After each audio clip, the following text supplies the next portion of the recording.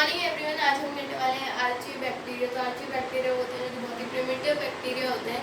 ये जो होते हैं उनके जो सेल वॉल है बेसिकली उनमें एन एसिटाइल मैग्मेटिक एसिड नहीं होता है, NaM की प्रेजेंस नहीं होती है। तो ये बहुत ही हार्श हैबिटेट में सर्वाइव कर पाते हैं। ठीक है, ये तीन टाइप के होते हैं, मिथेनोजेंस, हेलोफिल्स और थर्मोएसिडोफिल्स। मिथेनोजेंस जो कि बहुत ही मार्शी एरियाज में रहते हैं, ठीक है, मार्शी एरियाज में ये सर्वाइव कर पाते हैं। ये कुछ एनिमल्स के रूमिनेंट्स में मिलते हैं क्योंकि ये केपेबल होते हैं CO2 फॉर्मिक एसिड मिथेनॉल को मिथेन में कन्वर्ट करने में, बायोगैस में कन्वर्ट करने में।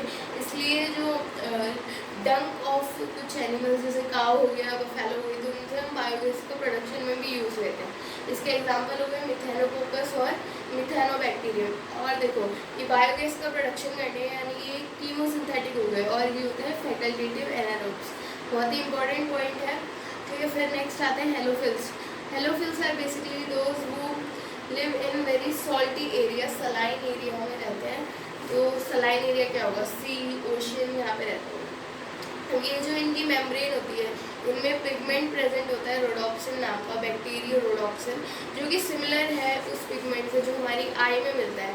मैंने कहा सेम, मतलब सेम नहीं है, सिमिलर है। ठीक है, तो इनके एग्जाम्पल हो गए हेलोकोकस, हेलोबैक्टीरियम।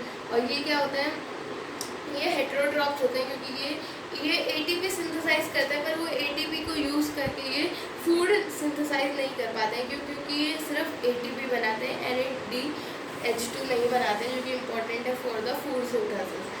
ठीक है, तो ये हेटेरोट्रॉप्स हो गए और ये होते हैं हमारे फैकल्टेटिव एनारोब्स। थर्मोएसिडोफिल्स, थर्मोएसिडोफिल्स देखो नाम से पता चल रहा है, थर्मो यानी हीट, और एसिड हाईली एसिडिक मीडियम और हाईली टेम्परेचर में जहाँ पे ये सर्वाइव कर पाते हैं।